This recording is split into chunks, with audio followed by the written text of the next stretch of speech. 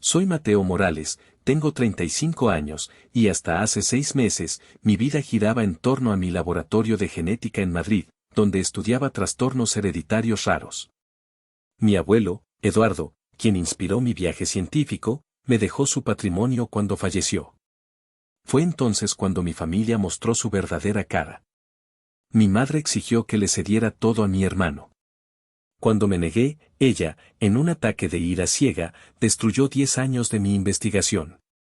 Pero lo que ninguno de nosotros esperaba era cómo los resultados de una prueba de ADN destrozarían los cimientos de nuestra familia para siempre. Si te preguntas por qué una madre destruiría el trabajo de la vida de su hijo, prepárate. Esta historia tiene más giros que una hélice de ADN. Desde niño, mi abuelo Eduardo Morales fue mi héroe.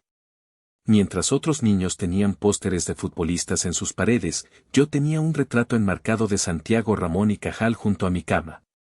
El abuelo Eduardo se dio cuenta de mi fascinación por la ciencia desde muy temprano. Recuerdo estar sentado en el estudio de su casa a los 7 años, escuchando atentamente mientras me explicaba la herencia genética usando caramelos de diferentes colores. Mateo, decía, con sus ojos brillando detrás de unas gafas de montura de alambre, los secretos de la humanidad están escritos en nuestro ADN. Algunas personas pasan sus vidas leyendo libros ordinarios, pero los científicos como nosotros leemos el libro de la vida misma. Esos momentos me formaron.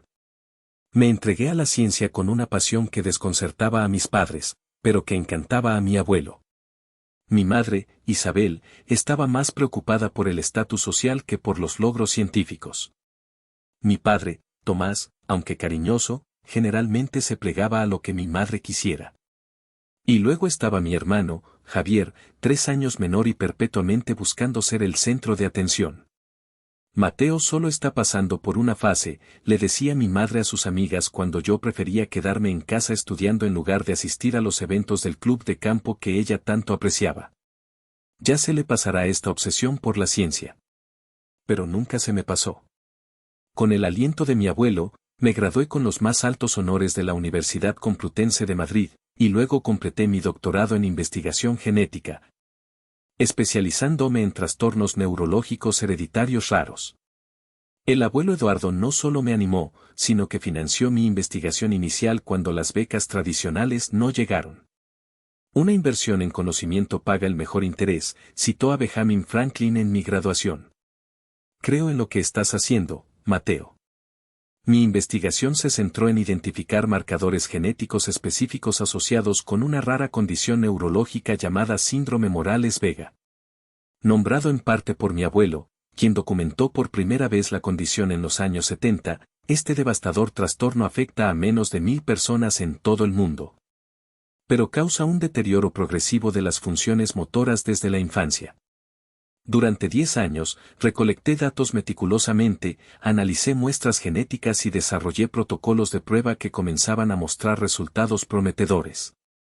La universidad celebraba mi trabajo. El Dr.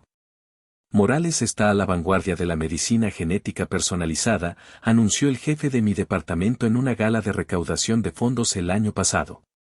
Mi abuelo, entonces con 89 años, sonreía con orgullo desde la primera fila. Mis padres asistían a tales eventos, pero con un entusiasmo visiblemente menor. ¿No podrías trabajar en algo más rentable?, preguntó mi madre una vez. La nueva empresa inmobiliaria de tu hermano podría usar a alguien con tus habilidades organizativas. Javier, mientras tanto, saltaba de una idea de negocio a otra. Un bar deportivo que cerró en menos de un año. Una línea de ropa que nunca superó la fase de muestra. Un imperio inmobiliario que consistía en 2 propiedades en ruinas que no lograba alquilar. Cada fracaso era recibido con el apoyo inquebrantable y las excusas de mi madre. Javier simplemente no ha encontrado su vocación todavía, defendía. No todos descubren su camino tan pronto como tú, Mateo. Lo que no sabía entonces era cuán profundamente endeudado estaba mi hermano. Su hábito de juego, cuidadosamente oculto a la mayor parte de la familia, lo había puesto en una posición precaria con gente peligrosa. Todo cambió hace 6 meses cuando mi abuelo falleció pacíficamente mientras dormía. A los 90 años, había vivido una vida plena, pero su pérdida me golpeó duro. Sentado en mi laboratorio la noche después de enterarme de su muerte, sentí un vacío que ninguna explicación científica podía llenar. Mi mentor, mi campeón, mi inspiración se había ido. 3 días después del funeral, nos reunimos en el despacho de Santiago Vargas, el abogado de mi abuelo durante 30 años. La sala con paneles de madera y sus libros de derecho encuadernados en cuero se sentía apropiadamente seria para la ocasión. Santiago, un hombre distinguido de unos 60 años con cabello plateado y ojos amables, nos saludó a cada uno con un firme apretón de manos. Eduardo fue muy específico sobre sus deseos, comenzó Santiago, abriendo una carpeta gruesa. Los términos del testamento eran claros. Yo era el principal beneficiario del patrimonio de mi abuelo, valorado en aproximadamente 3 millones de euros, incluyendo su histórica casa victoriana, su cartera de inversiones y su extensa colección científica. Había legados más pequeños para varias organizaciones científicas, su ama de llaves de toda la vida y una suma modesta para Javier. La aguda inhalación de mi madre fue audible cuando Santiago terminó de leer. Debe haber algún error, dijo, con la voz estrictamente controlada. Eduardo siempre tuvo la intención de que su patrimonio se dividiera en partes iguales. Santiago negó con la cabeza suavemente. Me temo que no, Isabel. Eduardo fue muy claro. Quería que su legado científico continuara a través del trabajo de Mateo. Esto es ridículo, continuó mi madre, con la voz en aumento. Javier también es familia. Tiene necesidades. Me senté en un silencio atónito. Aunque sabía que mi abuelo apoyaba mi trabajo, no esperaba ser nombrado el heredero principal. Habría cambiado cada céntimo por tenerlo de vuelta. Mamá, está bien, dije finalmente. Por supuesto que ayudaré a Javier. Podemos hablar sobre cómo hacer esto justo. Discutiremos esto en casa, declaró mi madre con firmeza. Santiago, impugnaremos este testamento. La expresión de Santiago se mantuvo profesional, pero sus ojos transmitían preocupación. Están en su derecho, por supuesto. Pero debo mencionar que Eduardo anticipó posibles desacuerdos. El testamento es bastante sólido. El viaje a casa fue silencioso. Una vez que llegamos, la fachada controlada de mi madre se resquebrajó. Tu abuelo no estaba pensando con claridad hacia el final, anunció. Javier ha luchado por encontrar su lugar. Esta herencia podría asegurarle la vida. Mamá, lo entiendo, respondí. Estoy feliz de ayudar a Javier financieramente, pero el abuelo quería que su casa y sus colecciones se preservaran. Son científicamente significativas. Tu hermano tiene deudas, continuó como si yo no hubiera hablado. ¿Deudas serias? Esto no se trata de justicia, Mateo. Se trata de lealtad familiar. Javier finalmente habló. No pedí esto, Mateo. Pero estoy en problemas. Más profundo de lo que nadie sabe. Durante la siguiente hora, la verdad emergió. Javier le debía casi 750.000 euros a acreedores que no ofrecían planes de pago amistosos y que amenazaban con hacerle daño físico. Puedo ayudar con las deudas, ofrecí. Podemos establecer un plan de pago con la herencia. No es suficiente, insistió mi madre. Necesitamos venderlo todo. La casa, las colecciones, todo. Pero eso no es lo que el abuelo quería, protesté. Tu abuelo se ha ido, Mateo. Los vivos importan más que los deseos de los muertos. Esa noche marcó el comienzo de una guerra fría familiar y no sabía hasta dónde llegaría mi madre para salirse con la suya. 3 semanas después de la lectura del testamento, la campaña de presión se intensificó. Mi madre comenzó a llamar a diario, alternando entre la manipulación emocional y la ira fría. Te llevé en mi vientre durante 9 meses, dijo durante una llamada particularmente agotadora. Te llevé a todas las ferias de ciencias. ¿Y así es como me pagas? ¿Viendo a tu hermano sufrir? Mamá, he ofrecido ayudar con las deudas de Javier, le recordé por lo que pareció la 100ª vez. Pero la colección científica del abuelo es irreemplazable. Su casa contiene el trabajo de su vida. Cosas, espetó ella. Eliges las cosas por encima de la seguridad de tu propio hermano. Las llamadas llegaban a todas horas. A veces me despertaba a las 3 de la madrugada con mi teléfono vibrando con mensajes de texto que enumeraban todos los sacrificios que mis padres habían hecho por mi educación. Otros miembros de la familia se unieron, creando un coro de culpa y acusación. El enfoque de Javier era diferente. Aparecía en mi apartamento luciendo agotado y asustado. Han amenazado con romperme las piernas, Mateo, confesó durante una visita, mostrándome mensajes de texto amenazantes de números desconocidos. No estoy inventando esto. Deberíamos ir a la policía, sugerí. Esta no es gente que tema a la policía, respondió. Necesito pagarles pronto. Contacté a Santiago de nuevo, buscando consejos sobre cómo liberar algunos fondos para ayudar a Javier sin comprometer los deseos de mi abuelo. Podemos establecer un fideicomiso para tu hermano, sugirió Santiago, con condiciones para el tratamiento de la adicción y asesoramiento financiero. Cuando le propuse esta solución a mi madre, la desestimó de plano. Tu hermano no necesita ser tratado como un niño, espetó. Necesita un nuevo comienzo. Todo el patrimonio, Mateo.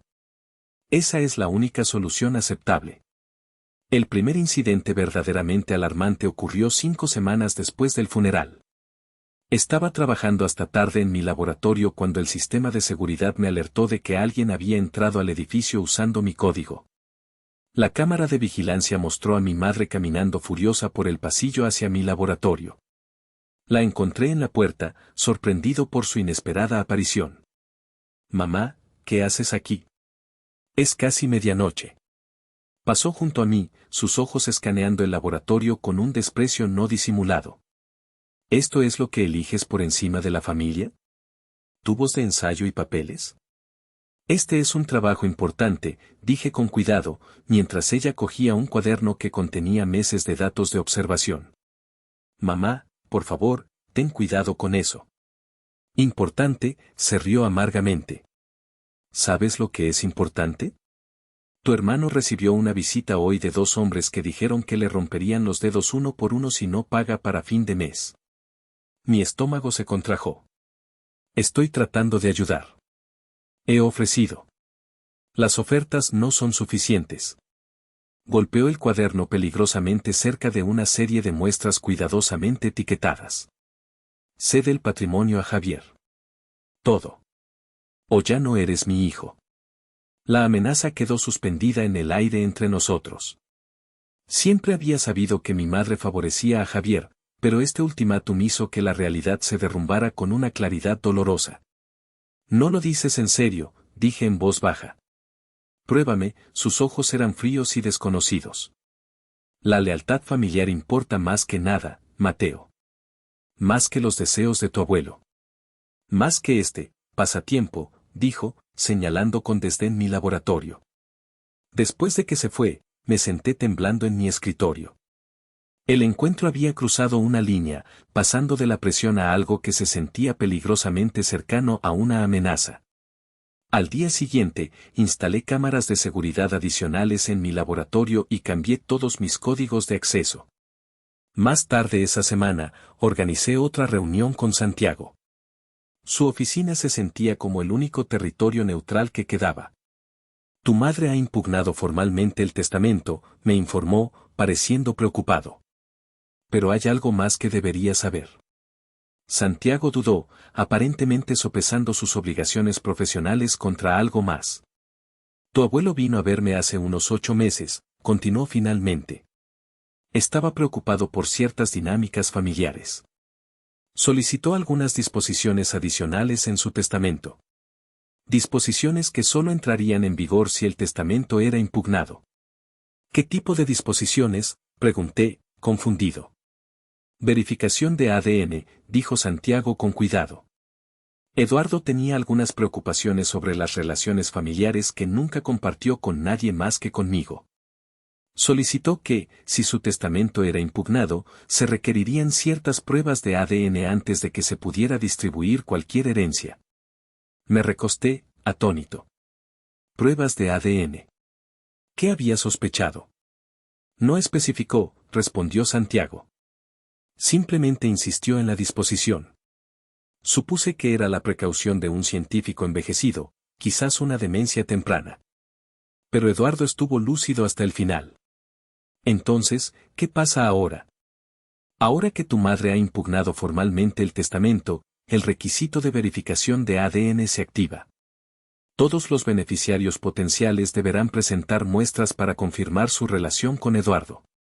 Salí de la oficina de Santiago con más preguntas que respuestas. ¿Qué había sospechado mi abuelo? ¿Por qué incluiría una disposición tan inusual? El científico en mí estaba intrigado, pero el nieto en mí estaba profundamente inquieto. Cuando le informé a mi madre sobre el requisito del ADN, su reacción fue explosiva. Absolutamente no. Esto es absurdo. Tu abuelo estaba perdiendo la cabeza al final. Es una simple muestra de saliva, respondí, desconcertado por su reacción extrema. Si quieres impugnar el testamento, esto no es negociable.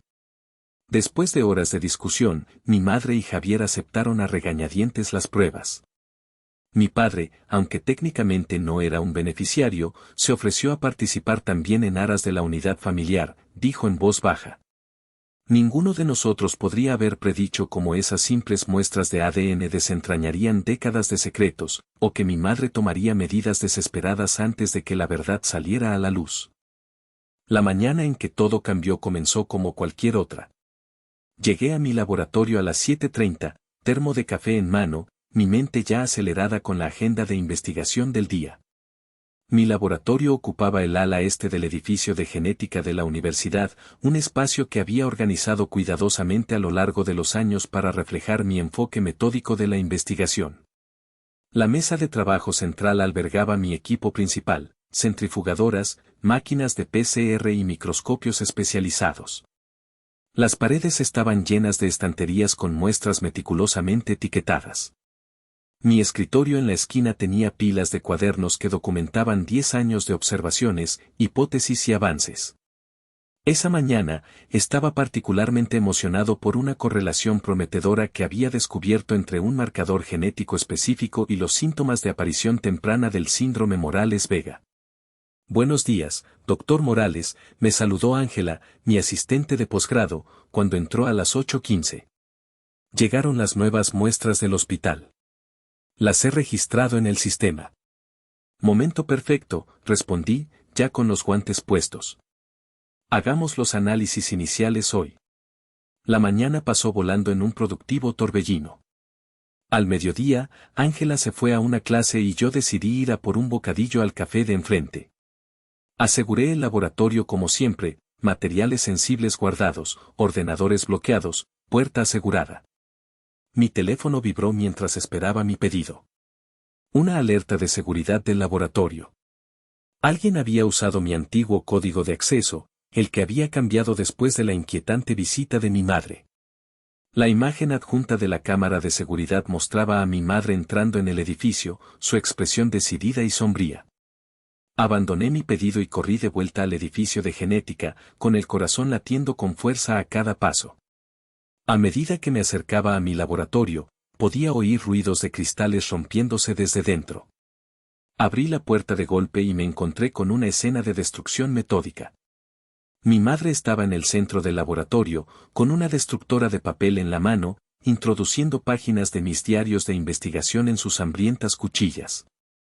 A su alrededor reinaba el caos, portaobjetos de vidrio rotos esparcidos por el suelo, las puertas del refrigerador de muestras abiertas de par en par, su contenido volcado y contaminado.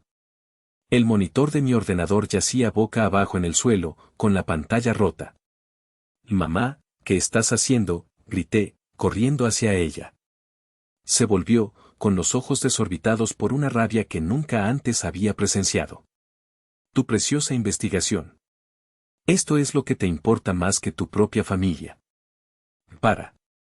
Y eso es irreemplazable».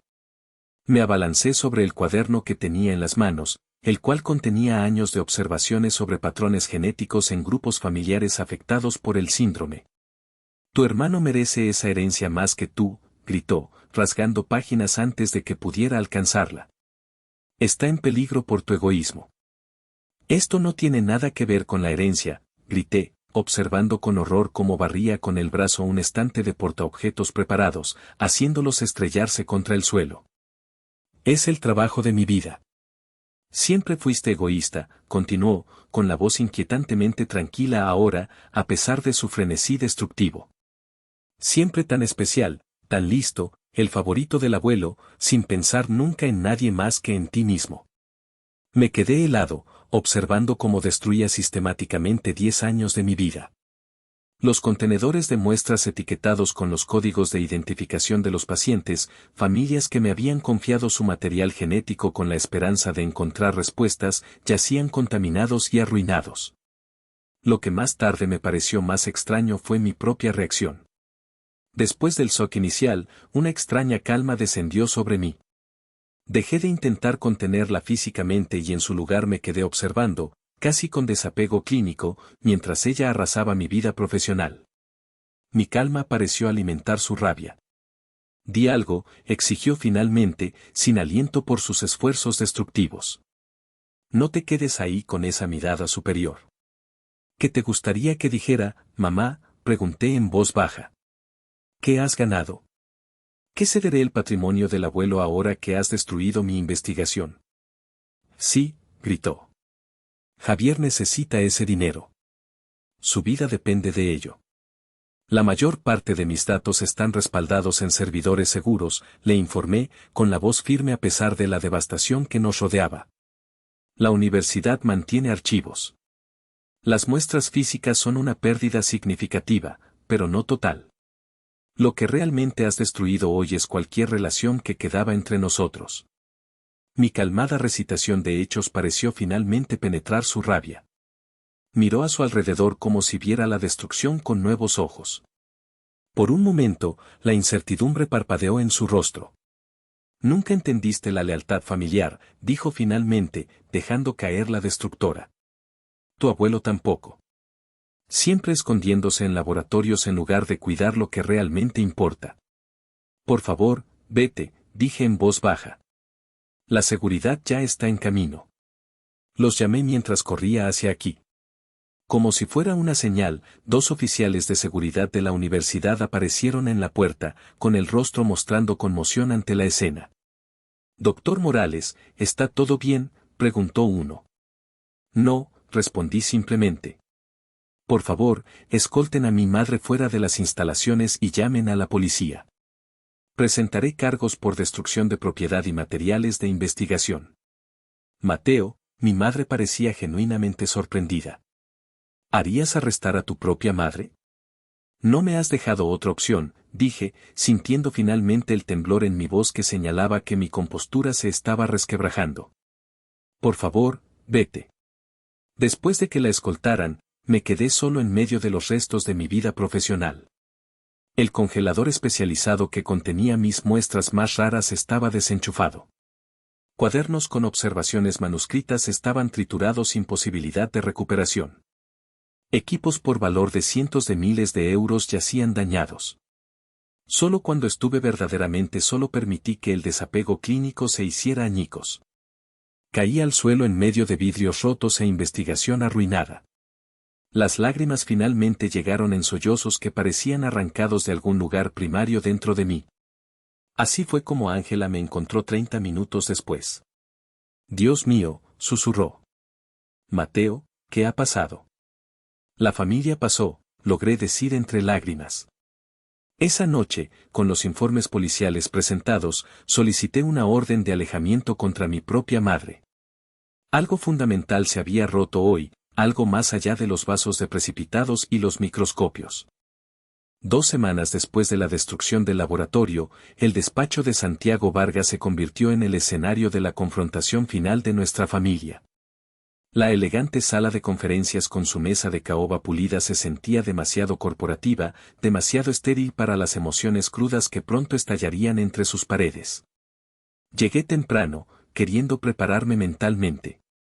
Santiago me saludó con la grave preocupación de alguien que ha visto a demasiadas familias destrozarse por disputas de herencia. ¿Cómo lo llevas, Mateo? ¿Cómo se puede esperar?, respondí. Mi padre llegó a continuación, pareciendo 10 años mayor. El distinguido profesor de literatura que siempre se había comportado con una dignidad tranquila, ahora parecía disminuido, con los hombros encorvados. Mateo, dijo en voz baja, abrazándome con una emoción inusual. Siento mucho lo de tu laboratorio. El comportamiento de tu madre fue inexcusable. ¿Has hablado con ella?, pregunté, sorprendido por su atípica disposición a contradecir las acciones de mi madre. Nos estamos tomando un tiempo, respondió con cuidado. Esta situación ha revelado aspectos de nuestra relación que necesitan ser reevaluados. Antes de que pudiera indagar más, Javier entró, luciendo sorprendentemente sobrio y bien vestido. Me dio un asentimiento tentativo, pero mantuvo la distancia. Las últimas en llegar fueron mi madre y su abogada. Mi madre parecía compuesta y segura, como si la orden de alejamiento y los cargos penales pendientes fueran inconvenientes menores. Se sentó frente a mí, sin intentar saludar. Ahora que todos están presentes, comenzó Santiago, me gustaría delinear la agenda de hoy. Primero, abordaremos la impugnación del testamento de Eduardo Morales presentada por Isabel Morales. Segundo, como estipula el propio testamento, revisaremos los resultados de la verificación de ADN que fue activada por esta impugnación. La abogada de mi madre se inclinó hacia adelante. Mi clienta sostiene que su suegro no estaba en su sano juicio. La distribución desproporcionada a un solo nieto indica claramente una influencia indebida. Esa es una acusación seria, respondió Santiago con calma. Sin embargo, Eduardo se sometió a una evaluación psicológica completa solo 2 semanas antes de firmar este testamento. Los resultados, que tengo aquí, muestran que estaba perfectamente capacitado. Además, dejó una declaración en video explicando su razonamiento. Mi madre se movió incómoda, esto era nuevo para ella. Antes de proceder, continuó Santiago, el testamento estipula que, en caso de impugnación, la verificación de ADN se convierte en un prerequisito.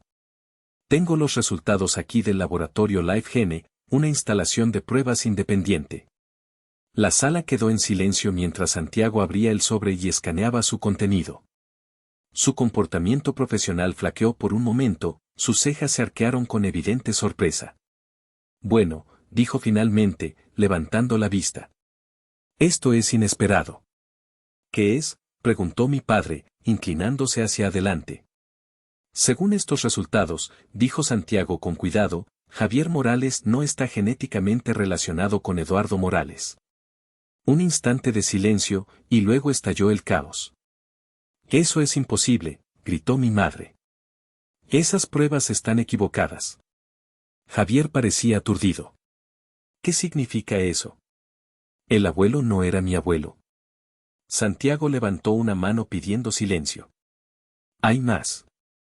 La prueba también indica que Javier no está genéticamente relacionado con Tomás Morales tampoco. Las implicaciones quedaron suspendidas en el aire como una nube tóxica. El rostro de mi padre perdió todo color a medida que el significado se aclaraba.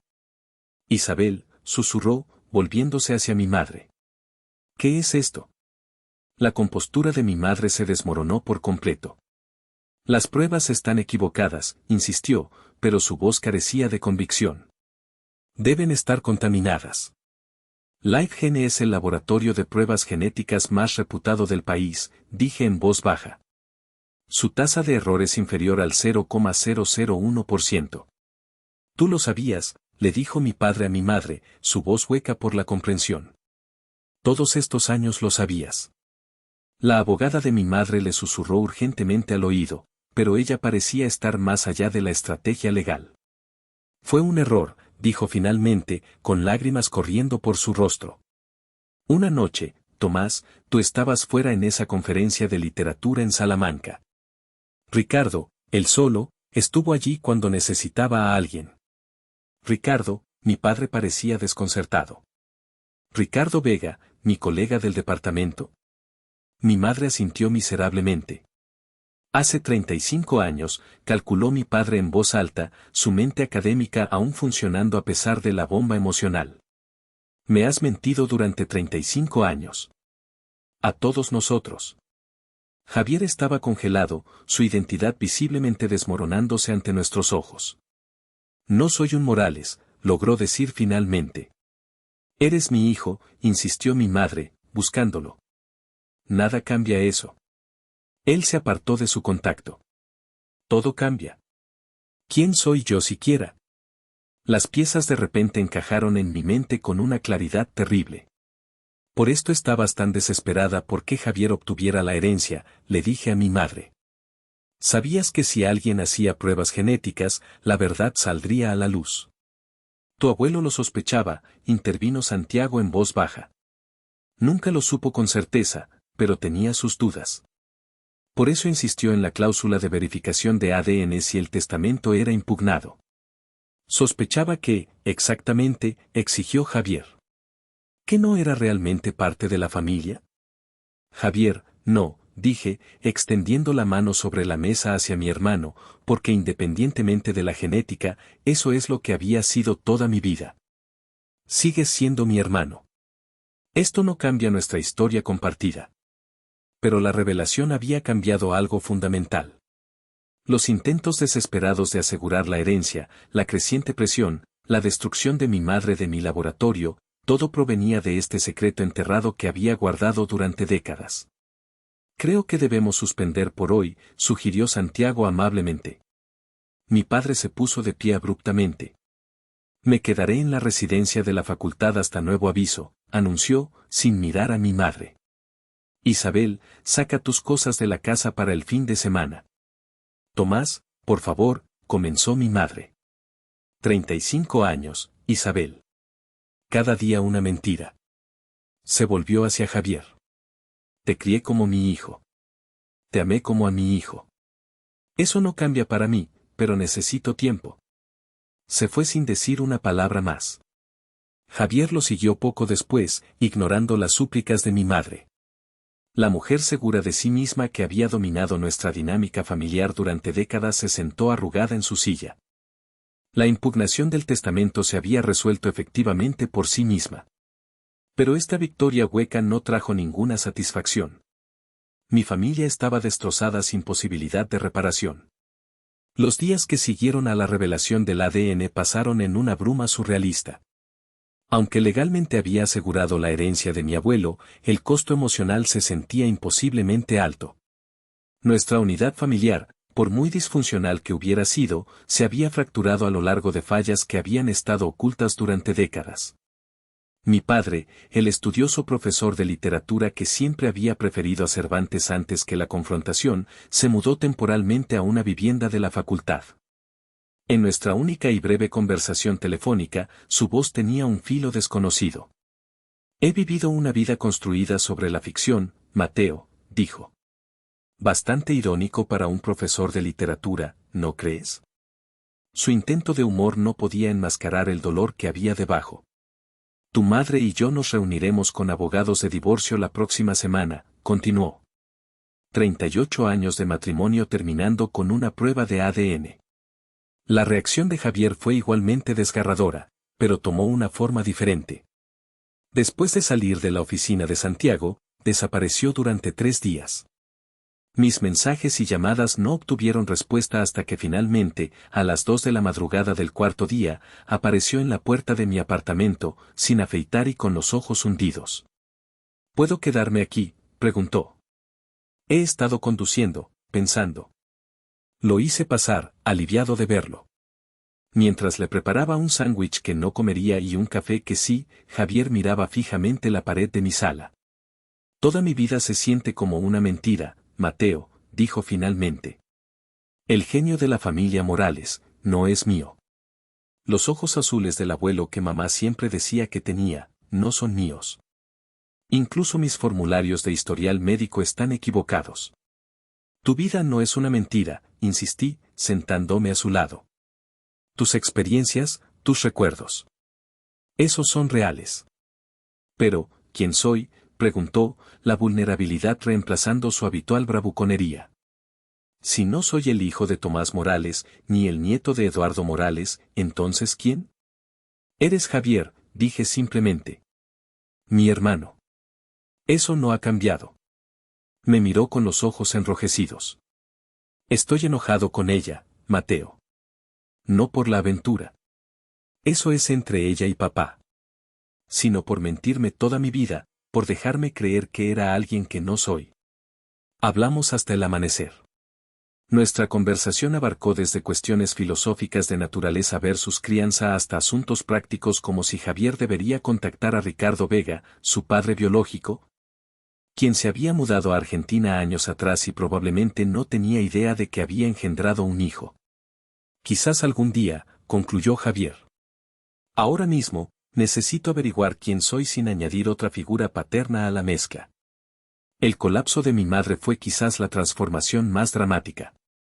La mujer formidable que había orquestado la dinámica familiar durante décadas pareció encogerse físicamente. Cuando finalmente acepté reunirme con ella en un lugar neutral, apenas reconocí a la persona que estaba sentada esperando. Mateo, me saludó, su voz carente de su habitual tono de mando. Gracias por venir. Todavía estoy procesando todo, mamá. Incluyendo lo que le hiciste a mi laboratorio. Ella hizo una mueca. Estaba desesperada. Sabía que si se hacían las pruebas de ADN, todo se desmoronaría. Pensé que si destruía tu trabajo, cederías con la herencia para salvar lo que quedaba. Fue imperdonable. Lo sé ahora. Sí, lo fue, estuve de acuerdo, sin ofrecer una absolución que no se había ganado. ¿Por qué no dijiste la verdad hace años? Tu padre estaba construyendo su carrera cuando me quedé embarazada de Javier. Un escándalo habría destruido sus posibilidades de obtener la cátedra. Luego el tiempo pasó y la mentira se convirtió en nuestra realidad. Me convencí de que estaba protegiendo a todos. Te estabas protegiendo a ti misma, corregí suavemente. Y ahora la verdad ha herido a todos mucho más profundamente. La universidad siguió adelante con la acción legal contra mi madre. Aunque no abogué activamente por sanciones severas, tampoco intervine. Las acciones tienen consecuencias.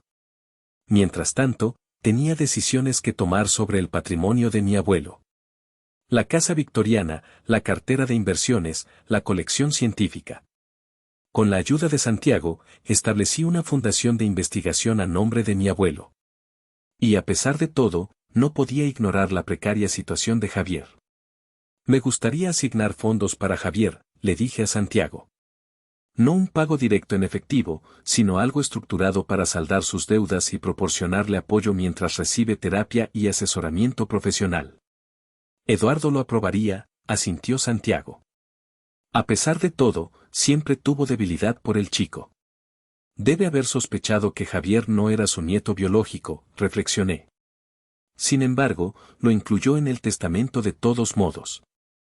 Tu abuelo entendía que las conexiones familiares trascienden la genética, respondió Santiago. Algo que tú también pareces entender.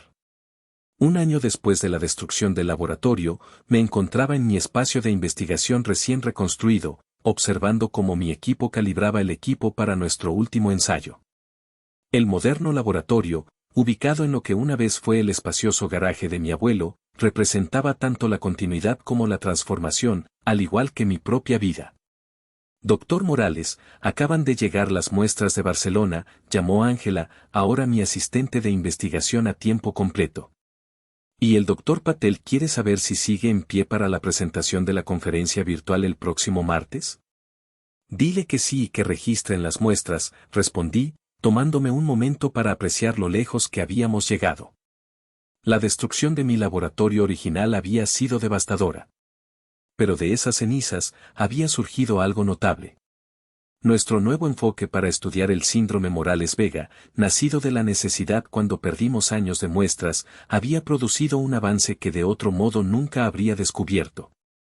A veces necesitamos perder nuestro mapa para encontrar una ruta mejor, había escrito mi abuelo en uno de sus diarios que sobrevivió al ataque de mi madre. Sus palabras resultaron proféticas. Al examinar los marcadores genéticos desde un ángulo diferente, habíamos identificado un posible protocolo de intervención temprana que mostraba resultados prometedores. 3 niños diagnosticados con el síndrome ahora estaban recibiendo un tratamiento experimental basado en nuestra investigación, sus funciones neurológicas se estabilizaban de maneras que antes se creían imposibles. Mi teléfono vibró con un mensaje de Javier. Acabo de terminar el examen de certificación. Bastante seguro de que lo aprobé. La cena de mañana sigue en pie, ¿verdad? Sonreí mientras respondía afirmativamente. Mi hermano, y a pesar de los resultados del ADN, eso es lo que siempre sería, había transformado su vida de maneras que no habría creído posibles hace 18 meses. Ahora, 6 meses sobrio del juego, había descubierto un talento para la contabilidad forense. Nuestra relación había evolucionado hacia algo más auténtico que antes. Sin las manipulaciones de mi madre coloreando nuestras interacciones, habíamos descubierto un vínculo fraternal genuino basado en experiencias compartidas en lugar de genética compartida. ¿Sabes qué es raro?, dijo durante una de nuestras cenas semanales. Me siento más tu hermano ahora que antes de la prueba, cuando supuestamente éramos hermanos de verdad. Mi padre había experimentado su propio renacimiento. Después de finalizar su divorcio, se había tomado un año sabático para escribir la novela que había pospuesto durante décadas. Nuestras llamadas telefónicas semanales revelaban a un hombre que se redescubría lentamente después de años de vivir a la sombra de mi madre. Debería haberte defendido más, admitió durante una conversación. Cuando tu madre destruyó tu laboratorio, cuando presionó sobre la herencia, te fallé como padre. Estás dando la cara ahora, le aseguré. Eso es lo que importa. La evolución más compleja fue mi relación con mi madre. Después de cumplir horas de servicio comunitario y completar la terapia ordenada por el tribunal, se había mudado a Arizona para empezar de nuevo. Nuestra comunicación seguía siendo limitada y cuidadosamente controlada. La terapeuta dice que desarrollé rasgos narcisistas como mecanismo de defensa, explicó durante una de esas llamadas. Mantener en secreto la paternidad de Javier requirió construir una realidad falsa completa y defenderla a toda costa. Entender por qué lo hiciste no excusa lo que hiciste, respondí, manteniendo los límites que había aprendido que eran necesarios. Lo sé, reconoció, quizás la primera muestra de responsabilidad genuina que había demostrado. La herencia que había catalizado la implosión de nuestra familia había encontrado un propósito más allá de cualquier cosa que mi abuelo pudiera haber imaginado. La Fundación Morales para la Investigación Genética, establecida con la mayor parte de su patrimonio, ahora financiaba trabajos en 3 universidades.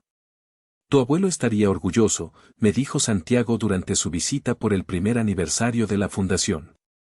No solo de la investigación, sino de cómo has manejado todo. La verdad ciertamente había prevalecido, aunque a un costo tremendo. La familia que había conocido ya no existía, pero de sus cenizas se habían formado conexiones más honestas. Esa noche, mientras trabajaba hasta tarde en lo que una vez fue el estudio de mi abuelo, me encontré hablando con su fotografía, como suelo hacer cuando lucho con un problema complejo. La ironía no se me escapa, abuelo, le dije a su imagen sonriente. Un genetista descubriendo que el ADN es quizás el elemento menos importante de la familia. La elegancia matemática de la herencia genética palidecía junto a la desordenada y complicada realidad de las conexiones humanas. La doble hélice podría llevar nuestro código biológico, pero no podría abarcar los intrincados patrones de amor, lealtad, traición y perdón que realmente definen a una familia. He aprendido que la herencia más valiosa no es el dinero ni la propiedad, sino los valores y la resiliencia que llevamos adelante.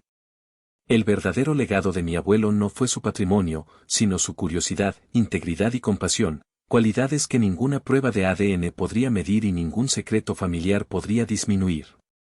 Entonces, ¿qué lecciones he aprendido de este doloroso viaje? Que la verdad, por difícil que sea, es menos destructiva que el engaño. Que la resiliencia a menudo surge de nuestras mayores pérdidas. Que la familia se define por la elección y el compromiso en lugar de la mera biología. Y que a veces debemos permitir que ciertas relaciones terminen para que otras más saludables puedan comenzar. Me pregunto cuántos de ustedes han experimentado traiciones familiares o verdades difíciles que los obligaron a redefinir su comprensión de la familia. ¿Alguien más ha descubierto que perder algo precioso finalmente condujo a un crecimiento inesperado? Me encantaría leer sus historias en los comentarios a continuación. Si encontraron valor en mi viaje, por favor, denle al botón de me gusta y suscríbanse para escuchar más historias de resiliencia y transformación. Recuerden, incluso cuando parece que todo se está destruyendo a su alrededor, las cosas más importantes, su integridad, su capacidad de crecimiento, sus verdaderas conexiones, permanecen inquebrantables. Gracias por escuchar mi historia.